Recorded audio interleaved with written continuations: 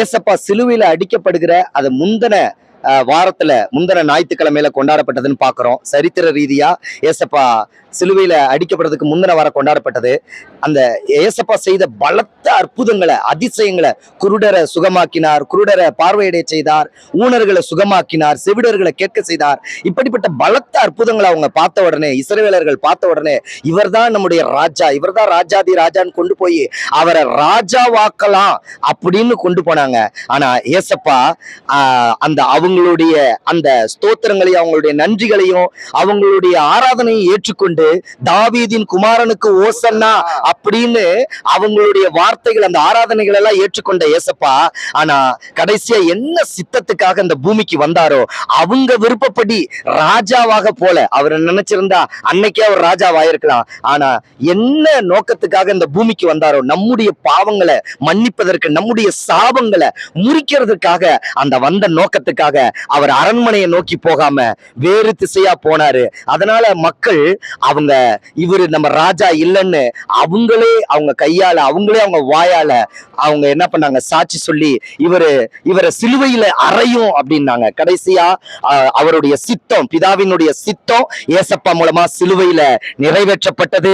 சிலுவையில நமக்காக மரித்தார், நமக்காக பாடுகளை பட்டார், முள்முடியை சுமந்தார், நம்முடைய சாபங்களுக்காக முள்முடியை சுமந்தார், நம்முடைய பாவங்களுக்காக அடிக்கப்பட்டார், நொறுக்கப்பட்டார், பிழியப்பட்டார். ஆனாலும் 3ஆம் நாள் உயிரோடு எழுந்தார். இன்றைக்கும் அவர் உலகெங்கும் இருக்கிற இயேசுவே என்னை ரட்சியும், ஓசன்னா இயேசுவே என்னை ரட்சியும் சொல்லுகிற அந்த மக்கள் இடத்துல அவர் அற்புதங்களை செய்ய வல்லமையுள்ள தேவனாய் இருக்கிறார். தாவீதின் குமாரனுக்கு ஓசன்னா, இயேசு கிறிஸ்துவுக்கு ஓசன்னா. ஆமென், அல்லேலூயா. குருத்தோலை ஞாயிறு என்பது நம் ஆண்டவராக இயேசு கிறிஸ்து நமக்காக சிலுவையிலே தம்மையை தாழ்த்தி மரித்து முன்னால் உயிர்ப்பதற்காக அவர் மரித்தார். அதற்கு முன்பாக அவர் பவனி சென்ற நாளையே நாம் குருத்தோலை ஞாயிறாக கொண்டாடுகிறோம். இதை அங்கு எருசலேமில் உள்ள ஜனங்கள் மிக ஆர்வத்துடன் ஓசனா ஓசனா, தாவீதின் குமாரனுக்கு ஓசனா என்று இதை உற்சாகமாக கொண்டாடினார்கள். இதையே நாம் குருத்தோலை ஞாயிறாக அனுசரித்து வருகிறோம். குருத்தோலை ஞாயிறு என்பது ஆண்டவராகிய இயேசு கிறிஸ்து தன்னுடைய பாடுகளை எல்லாம் அனுபவிப்பதற்கு முன்பாக அந்த இஸ்ரவேல் ஜனங்கள் அவரை எப்படி மகிமைப்படுத்தினார்கள் என்பதற்காக முன்னடப்பாரும் பின்னடப்பாருமாக அநேக ஜனங்கள் அவருக்காக தங்களுடைய வஸ்திரங்களை எல்லாம் விரித்து அங்க இருக்கக்கூடிய மரக்கிளைகளை எல்லாம் ஒடித்து அவருக்கு பாதையை உண்டு பண்ணி அவருக்கென்று ஒரு தேவ மகிமைப்படும்படியாக ஒரு பாதையை உண்டாக்கினார். அந்த பாதை உண்டாக்கப்பட்டதிலே அவருடைய நாம மகிமைப்படும்படியாக அவரை ஒசனா என்று சொல்லி அனைவரும் துதித்து பாடி, ஒசனா என்பது கடவுள் உயர்த்தப்படும்படியான ஒரு வார்த்தை. அந்த வார்த்தை ஒரு தேவ வார்த்தையாய் இருக்கிறது. அந்த வார்த்தையை உச்சரித்து அவர்கள் கொண்டு போய் சேர்த்தாலும், ஆனால் அவருடைய பாடுகள் அனுபவிக்கும் பொழுது அத்தனை ஜனங்களும் அவர்களை கைவிட்டு அவர் தனிப்பட்ட முறையிலே அவர் தனிமையாய் அந்த பாடுகளை அனுபவிப்பது தேவனுடைய சித்தமாய் இருந்தது. இந்த ஜனங்கள் அத்தனை பேரும் அவரை பாடி புகழ்ந்தோர் எல்லோரும் அவரை கைவிட்ட நிலையையும் நாம் பிற்பாக பார்க்கிறோம். ஆனாலும் அவரை உயர்த்தும்படியாக அவருக்கென்று ஒரு நாமம் கொடுக்கப்பட்டது. அந்த நாமம் இயேசு கிறிஸ்து. அந்த நாமம் உயர்த்தப்படக்கூடிய ஒரு நாளை இந்த நாளிலும் அனுசரிக்கும்படியாக அதே அவர்கள் எப்படி பவனியாய் குருத்தோலை ஏந்தி ஓசானா என்று பாடி சென்றார்களோ அதை ஞாபகப்படுத்தி நினைவு கூறக்கூடிய நாளாய் இந்த நாள் இருக்கிறது. இந்த நாளில் கலந்து கொண்டவர்கள் அத்தனை பேரும் ஆசீர்வதிக்கப்பட்டவர்கள்.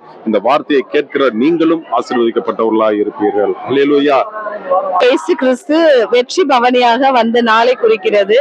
அவர் மரிக்கிறதற்கு ஒரு வாரத்திற்கு முன்பதாக அவர் வெற்றி சிறக்க பண்ணுகிறார் என்பதை நிரூபிக்கிறதுக்காக ஏசப்பா ஒரு பவனியாக கழுதை குட்டியாக மருகின் மேலே வந்தார். இது சகரியா புஸ்தகத்தில் ஏற்கனவே தீர்க்கதரிசனம் உரைத்தது. அந்த தீர்க்கதரிசனம் நிறைவேறும்படி இயேசு கிறிஸ்து பவனியாக கழுதை குட்டியின் மேலே வந்தார்.